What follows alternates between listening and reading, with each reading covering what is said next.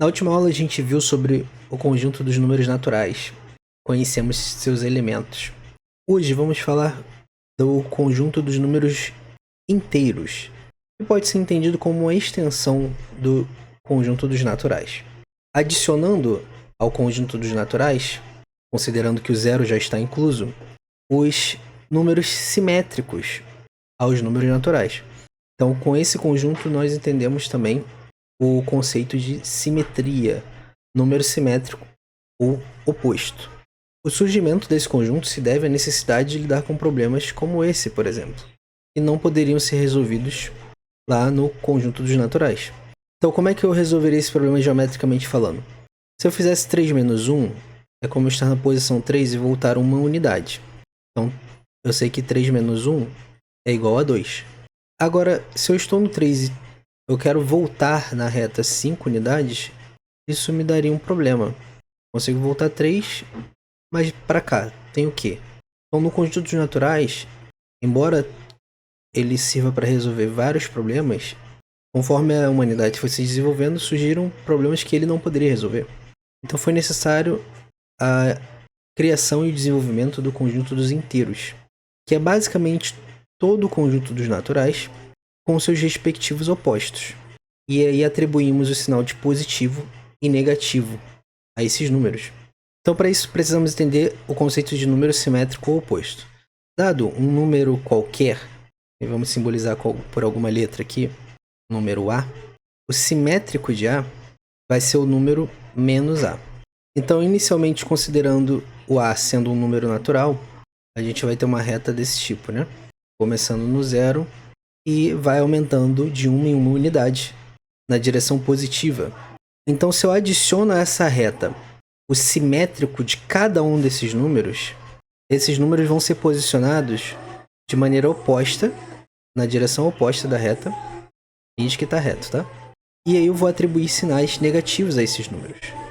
Então, o simétrico do 1 vai ser o menos 1. O simétrico do 2 vai ser o menos 2.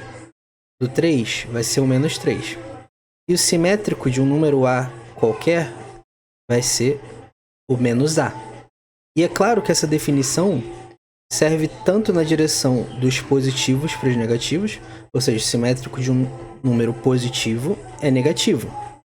E por simétrico, eu também quero dizer oposto, tá? Falar simétrico ou oposto é a mesma coisa. Não vá confundir com o inverso. O inverso é outra coisa. A gente vai entender melhor nos números racionais.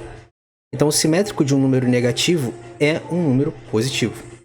Se a gente tem aqui o menos 3, por exemplo, o seu simétrico vai ser menos 3.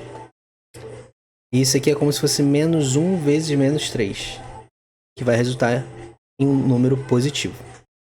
Entendido o conceito de simétrico, também nos números inteiros, é definido o conceito de módulo, ou valor absoluto. Então, eu tenho aqui, por exemplo, módulo de 1, eu quero saber o valor absoluto de 1. Isso, em notação matemática, fica assim, ó, eu boto o número entre duas barras verticais. E isso quer dizer que a leitura disso aqui é o valor absoluto de 1, ou o módulo de 1. Geometricamente, você pode entender assim, o módulo é a distância desse certo número, desse número que eu estou analisando, até o zero. Então, numa reta que está graduada em uma unidade, por exemplo, o módulo de 1 vai ser a distância do 1 até o zero, que é a origem, que vai ser o próprio 1, vai ser uma unidade. Então, se eu pego, por exemplo, o módulo de 2, vai ser a distância do número 2 até o zero, que vai ser 2 unidades. Se eu pego o módulo de um número qualquer positivo lá na frente, por exemplo, o número A, eu vou ter que a distância desse número até o zero é justamente a unidade. Então, o número 1000 significa que do zero eu fui andando de 1 em 1 e fiz 1000 pulos, eu dei 1000 passos até chegar nesse número. E essa seria a minha distância, 1000 unidades.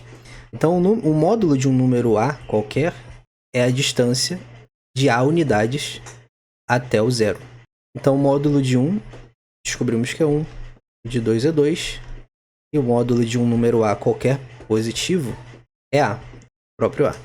Agora, se a pergunta fosse do módulo de menos 1, ora, eu vou olhar, deixa eu fazer em vermelho agora, a distância do menos 1 até o 0. Essa distância aqui é de 1 unidade também. Então, o módulo de menos 1, ou valor absoluto de menos 1, é 1. E o módulo de menos 2? Aqui você já entendeu o procedimento, né? É a distância do menos 2 até o 0. São 2 unidades também, ó. 1, 2. Então, como você está contando distâncias, comprimentos, o valor vai ser positivo. Não existe uma medida negativa, certo? Uma medida de comprimento. E aí você vai seguindo esse mesmo raciocínio e pega um número negativo qualquer, por exemplo aqui o menos A, o módulo dele vai ser a distância até o 0, e vai ser A unidades. Então o módulo de menos A é o próprio A. Então aqui a gente viu com exemplos numéricos e viu com a ideia generalizada, usando letras. As letras servem para isso, para generalizar ideias. A gente vai entendendo com exemplos numéricos e tenta tirar uma conclusão genérica sobre isso. Então vamos generalizar agora algebricamente para fazer essa definição de módulo. Então, o módulo de um número x vai ser igual ao próprio número x, caso esse número seja maior ou igual a 0. E vamos olhar isso aqui, que a gente não analisou. O módulo de 0 vai ser o próprio 0. É a distância. O que é o módulo? É a distância desse número, eu estou calculando o módulo, até o 0. Ora, eu já estou no 0, então eu não ando nada. Então o módulo de 0 é o próprio 0. Então, se eu pego um número x qualquer, o módulo dele vai ser o próprio número, como a gente viu aqui, ó, o módulo de 1 é o próprio 1. O módulo de 2 é o próprio 2. O módulo de A, aqui sendo A um número positivo, é o próprio A. Em todos esses casos, o módulo desse número era o próprio número, por quê? Porque ele era maior ou igual a 0.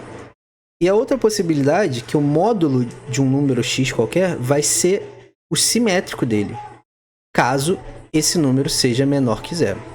E foi o que observamos no caso dos módulos de números negativos.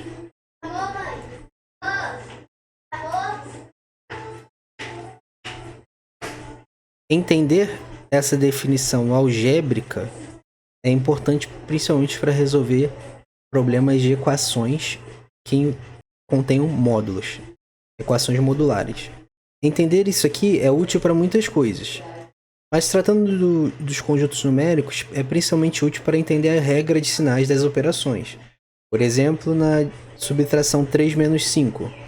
A regra de sinais vai dizer que quando os sinais desses dois números forem diferentes, que é o caso aqui, o 3, como não tem nada, a gente entende que ele é positivo. Você vai calcular a diferença entre eles, você vai ignorar o sinal, vai calcular a diferença entre eles, ou seja, do 3 para chegar no 5, quanto que falta? Ou você vai fazer o 5 menos 3. Você vai ignorar os sinais por um momento. Aí você vai achar 2. E qual vai ser o sinal dessa conta? O sinal do resultado vai ser o mesmo sinal do maior desses números em módulo. Ou seja, eu vou calcular o módulo desses dois números. O módulo de menos 5 e o módulo de mais 3.